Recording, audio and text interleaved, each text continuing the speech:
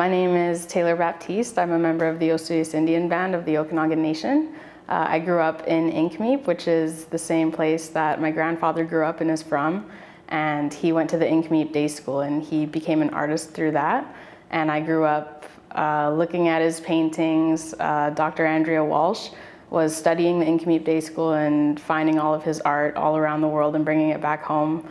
And so I grew up with her always coming over to show us the new works that she had found. And so I took an interest in my grandfather's artwork, and I never actually got to meet him. He passed away before I was born, but growing up, always seeing his artwork around really inspired me, and that's why I started painting. My summertime job is to work at the Nk'Mip Desert Cultural Center in Osuyas, and we have a lot of artwork that's from the Nk'Mip Day School there. And so it's my daily task to bring tourists on a tour through the little museum that we have there and teach tourists about the Nk'Mip Day School all the time. And so for me, it's like normal and routine, but then when I see people's faces when they look at the artwork, like it really reminds me how special it is. And I think it's really important that we have all of the artwork from the Nk'Mip Day School preserved, because a lot of Indigenous artwork from that time was destroyed or sold.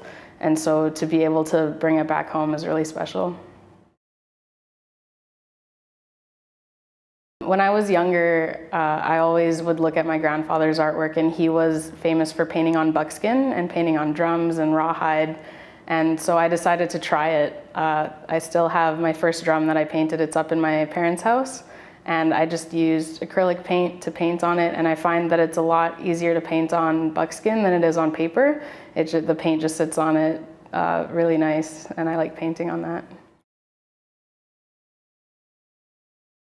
I think some similarities between my artwork and my grandfather's artwork is the subject.